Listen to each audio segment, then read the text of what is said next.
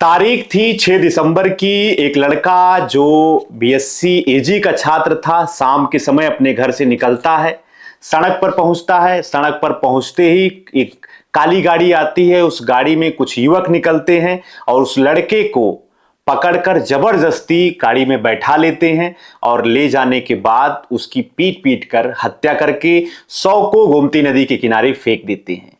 जी हां, ये पूरा वाकया है उत्तर प्रदेश के सुल्तानपुर जनपद का और घटना की तारीख थी 6 दिसंबर की।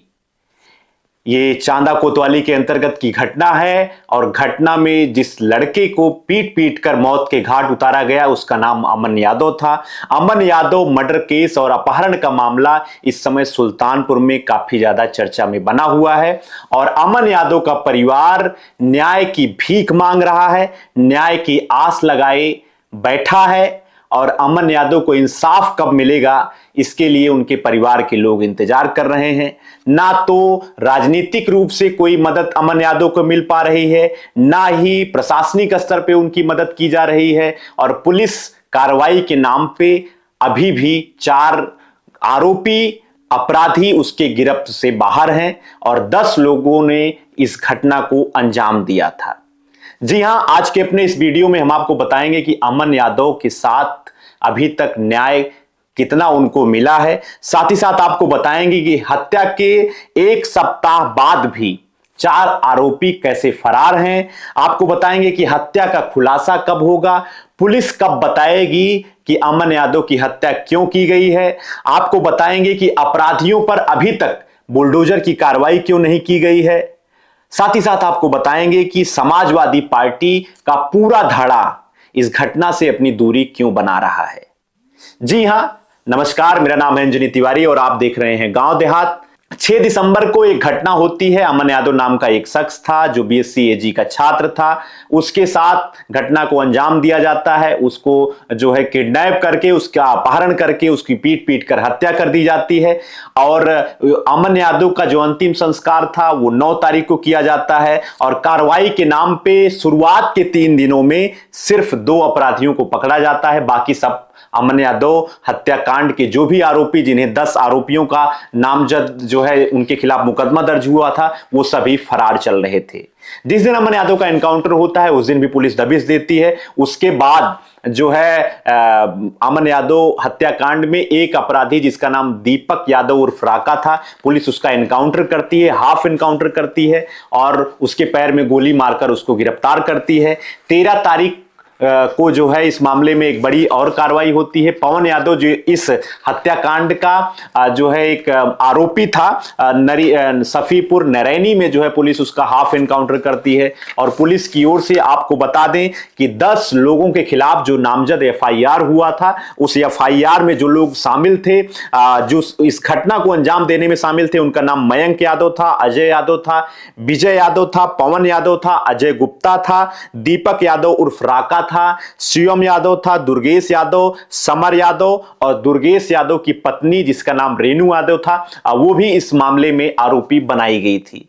आपको बता दें शिवम यादव और मयंक यादव को पुलिस ने उसी दिन अगले दिन गिरफ्तार किया था। इसके बाद जो है इस मामले में 8 दिसंबर को जो है प्रभारी निरीक्षक जो उस समय थे चांदा के, उनकी ओर से उनके ऊपर भी कार्रवाई की गई थी। पूरा चांदा का जो कोतवाली था उसको पुलिस की ओर से सस्पेंड कर दिया गया था, पुलिस अधीक्षक की ओर से। इसके बाद इस मामले में बड़ी कार्रवाई होती है। दीपक यादव उर्फ राका का हाफ एनकाउंटर पुलिस करती है और घटना के 60 घंटे बीत जाने के बाद सुल्तानपुर जनपद के जो है पुलिस अधीक्षक और जिलाधिकारी पीड़ित परिवार को मनाने के लिए कि आप 100 का अंतिम संस्कार कर दीजिए, सीधा जो है पहुंचते हैं चांदा कोतवाली के अंतर्गत साढ़ापुर गांव में जो अमन यादव का गांव था और वहां पर परिजनों को समझा बुझाकर वहां पे पूर्व विधायक लंबुआ देवमणि द्विवेदी भी पहुंचते हैं और उसके बाद परिजन अगले दिन 9 दिसंबर को मंगलवार को जो है उसका जो है घाट पर ले जाके अंतिम संस्कार करते हैं और उस दिन पुलिस दबिश देती है। पवन यादव को पकड़ने के लिए जाती है, जहां पर पवन यादव फरार हो जाता है। उसके परिजन जो है मोर्चाबंदी करते हैं और पुलिस अमन यादव के हत्याकांड में शामिल दीपक यादव के पिता को जो है गिरफ्तार करती है। दीपक यादव और उसके साथी भाग जाने में सफल हो जाती हैं, लेकिन पुलिस लगातार इस मामले में कार्रवाई करने के उद्देश्य से जुटी हुई थी। 12 अक्टूबर को एक दूसरी वारदात यहां पे 12 दिसंबर को एक दूसरी वारदात अपहरण की होने वाली थी, पुलिस ने उसको नाकाम किया और जो है अब जो इस मामले में बच्ची 3 साल की मासूम के किडनैप करने का उसको प्रयास किया था, उसको गिरफ्तार किया था। लेकिन 13 दिसंबर को पुलिस ने इस मामले में एक बड़ी कार्रवाई करते हुए इस जो है सुबह पवन यादव और विजय बहादुर को, पुलिस जो पवन यादव के पिता हैं विजय पवन यादव को गिरफ्तार करती है और उसको जेल भेजने का काम करती है, उसका एनकाउंटर करती है, उसके पैर में पुलिस गोली मारती है। अब तक की पुलिसिया कार्रवाई अमन यादव हत्याकांड में यही है। 4 आरोपी अभी भी फरार चल रहे हैं। गिरफ्तारी इसमें शिवम यादव, मयंक यादव, दीपक उर्फ राका और रेणु यादव पत्नी दुर्गेश यादव और जो है पवन यादव, कुल मिला के 6 लोगों को पुलिस ने इस मामले में गिरफ्तार करके जेल भेजने का काम की है। 4 लोग अभी भी इस मामले में जो है बाहर चल रहे हैं।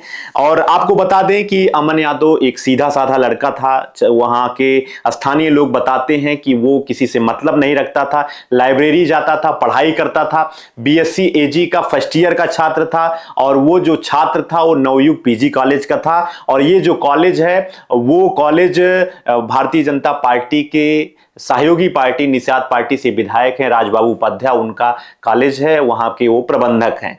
अपने कॉलेज में पढ़ने वाले छात्र के लिए भी उनके पास संवेदनाओं के लिए समय नहीं है। राजबाबू उपाध्याय भी वहां नहीं पहुंचे, लेकिन घटना के 4 दिन बाद भारतीय जनता पार्टी के विधायक लम्हुआ सीताराम वर्मा घर पर पहुंचकर लेट ही सही वो विनम्र श्रद्धांजलि अमन यादव को, मृतक अमन यादव को समर्पित करते हैं। और अमन यादव के बारे में यह भी कहा जाता है कि वो लड़का बहुत सीधा साधा था, उसकी हत्या क्यों की गई ये भी एक अबूझ पहेली पुलिस के लिए बनी हुई है। जबकि पुलिस के पास 6 आरोपी इस हत्याकांड में शामिल हैं और पुलिस उनको गिरफ्तार करके जेल भेज चुकी है। पुलिस घटना का खुलासा क्यों नहीं कर रही है, अभी तक बता क्यों नहीं रही कि अमन यादव की हत्या क्यों की गई है, अपने आप में पुलिस के लिए भी एक बड़ा सवाल है। और दूसरी जो सबसे बड़ी बात है कि अब क्या उत्तर प्रदेश की पुलिस, सुल्तानपुर की पुलिस, चांदा की पुलिस, जहां पे नए एसएचओ के रूप में जो है अमित मिश्रा को भेजा गया है, पूरा थाना सस्पेंड कर दिया गया था, वो क्या बुलडोजर की कार्रवाई पीड़ित परिवार को न्याय दिलाने के लिए करेंगे कि नहीं करेंगे, यह भी अपने आप में बड़ा प्रश्न है। फिलहाल जो पूरी संभावनाएं बन रही हैं, 4 आरोपियों को पकड़ने के लिए बाकी के जो 4 आरोपी हैं पुलिस बुलडोजर की कार्रवाई करेगी, ऐसा जो है सुनने में आ रहा है। फिलहाल अभी तक इसमें बुलडोजर की कार्रवाई नहीं की गई, जबकि पीड़ित परिवार ने जो उसकी 4 सूत्रीय मांगे थी, जिसके आधार पे जो है वो अंतिम संस्कार के लिए तैयार हुए थे, उसमें बुलडोजर की कार्रवाई, कठोर से कठोर एनकाउंटर की कार्रवाई की भी परिजनों ने मांग की थी। अब सबसे बड़ा सवाल यह बनता है कि जो 4 उनकी मांगे थी, 5 सूत्रीय मांगे थी, उन 5 सूत्रीय मांगों में किसी मांगों पर अभी तक पुलिस ने या प्रशासन ने अमल क्यों नहीं किया है। उनकी जो मांगे थी, उन मांगों में आपको बता दें, उन्होंने कहा था कि उनको शस्त्र लाइसेंस उपलब्ध कराया जाए। उस प्रक्रिया में भी अभी तक जो है मामला आगे नहीं बढ़ा है। उन्होंने जो है परिजनों को आर्थिक सहायता के रूप में 50 लाख रुपए की मांग की थी, जिस पर ही अंतिम संस्कार की बात जो है राजी हुई थी, लेकिन अभी तक आर्थिक सहायता के रूप में भी प्रशासन की ओर से कुछ नहीं उपलब्ध कराया गया है। जमीन की भी बात हुई थी कि उनको भूमि उपलब्ध कराई जाए, लेकिन वो भी मांगे अभी अधूरी हैं। शस्त्र लाइसेंस की भी मांगे अधूरी हैं, बुलडोजर की कार्रवाई भी अधूरी है और एनकाउंटर की कार्रवाई भी अभी अधूरी है। अमन यादव के परिवार को अभी तक न्याय के नाम पे जो अंतिम संस्कार के लिए मांगे थी, उन मांगों में कोई भी जो है मांगे स्वीकार नहीं की गई हैं। फिलहाल अमन यादव का जो परिवार है, उसकी जो छोटी बहन है, वो भी न्याय के लिए गुहार लगा रही है। उसके पिता जो दिल्ली में जो है मजदूरी करके अपने परिवार का भरण पोषण कर रहे थे, अमन यादव उस परिवार में अकेला था। वो उनकी भी निगाहें न्याय के लिए जो है तरस रही हैं, न्याय की आस लगाए बैठी हैं। और 2 सबसे बड़ी बात है इस मामले में, वो ये है समाजवादी पार्टी का इस मामले में चुप रहना। भारतीय जनता पार्टी के विधायक पहुंच तो गए, लेकिन प्रशासन और न्याय के लिए कितना कुछ खड़े हैं, ये भी अपने आप में एक बड़ा सवाल है। समाजवादी पार्टी एक तरीके से यादव वोटर्स के लिए बहुत ध्यान देती है। वो मानती है कि उसके कोर वोटर्स हैं। तो अमन यादव का भी परिवार जो है यादव बिरादरी से आता है। यहां पर भारत जो है मौजूदा जो सांसद हैं उनके कह सकते हैं कि प्रतिनिधि भी अमन यादव के परिवार से मिलने नहीं पहुंचे हैं। सांसद स्वयं यहां पर अभी तक नदारत हैं, घटना के 1 सप्ताह बीत जाने के बाद भी। और सबसे बड़ी बात यह है कि जो है समाजवादी पार्टी के यहां के पूर्व विधायक भी अभी तक नहीं पहुंचे हैं, ना ही कोई इस तरीके के प्रत्याशी यहां पर पहुंचे हैं जो अपने आप को समाजवादी पार्टी का यहां पर ठेकेदार मानते हैं। इसके अलावा समाजवादी पार्टी के एक विधायक हैं ताहिर खान इसौली के, वो भी नहीं पहुंचे हैं। 5 विधायकों में से मौजूदा जो विधायक हैं 4 दिन बाद यहां पहुंचते हैं। तो अपने आप में यह भी एक बड़ा सवाल है कि समाजवादी पार्टी और सभी यादव बिरादरी के नेता इस घटना से अपनी दूरी क्यों बनाए हुए हैं। आम जनमानस में जो चर्चा है वो चर्चा ये है कि मामला जो है पीड़ित पक्ष भी यादव परिवार से है और जिसके ऊपर आरोप लगाया गया है वो भी पक्ष यादव परिवार से है। इसलिए लोग यहां इस घटना में जो है राजनीतिक रूप से इस आगे आने से भी बच रहे हैं।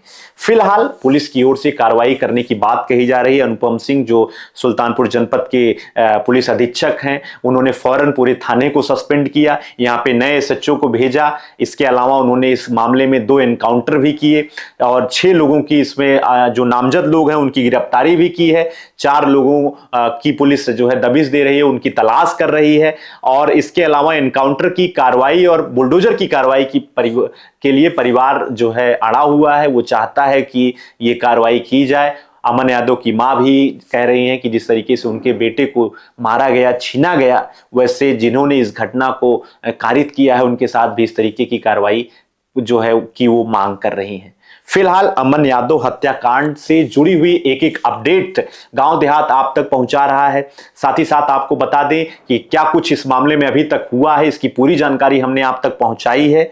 आगे और भी जानकारी हम आप तक पहुंचाएंगे। गांव देहात के साथ आप जुड़े रहिए और चैनल पर नए हैं तो कृपया चैनल को सब्सक्राइब कर लीजिए। अमन यादव को इंसाफ दिलाने में सूचना के जरिए मीडिया के अपने दायित्वों का पालन करने के लिए गांव देहात सक्रिय है। आप तक पूरी अपडेट्स लेकर हम आते रहेंगे। आपका बहुत बहुत धन्यवाद।